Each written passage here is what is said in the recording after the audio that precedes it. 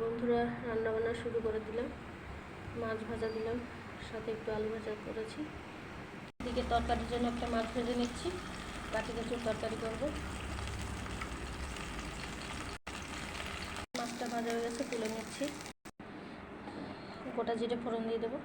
Pressure কুকারে করছি কারণ গাটি কচু তো সহজে সেদ্ধ হয় না। নুন দিয়ে দিলাম, হলুদ গুঁড়ো দিয়ে দিলাম,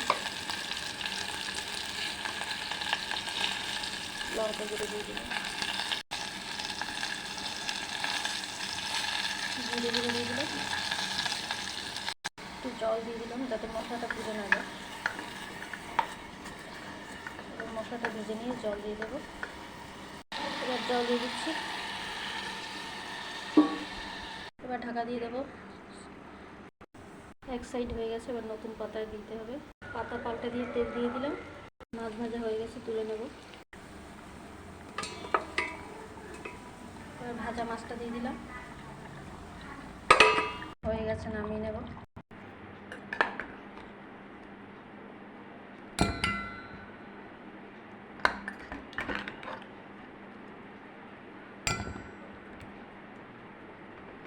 পাঁচটা সিটি লেগেছে মোট। গোটা গোটা রান্না করলে একটু সিটি বেশি লাগে, না সেদ্ধ হয় না।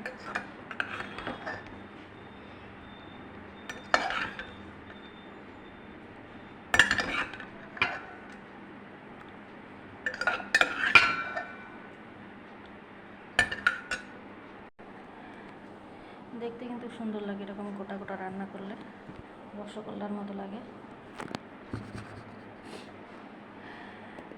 আর দিকে দেখো মাছ ভাজা হয়ে গেছে। এই ছিল আজকের আইটেম। তো ভিডিওটা ভালো লাগলে অবশ্যই লাইক কমেন্ট শেয়ার করে দিও।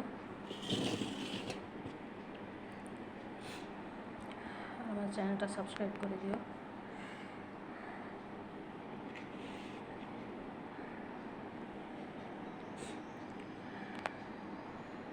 তোমাদের একটা টিপস বলি, এই যে শিং মাছের যে কাঁটা আছে, ওই কাঁটা যদি তুমি কোনো গাছের গায়ে গেঁথে রাখো তাহলে কিন্তু ফুল বা ফল ভালো ফলন দেবে, মানে ফুলও পাওয়া যাবে অনেক, আর ফলও পাওয়া যাবে।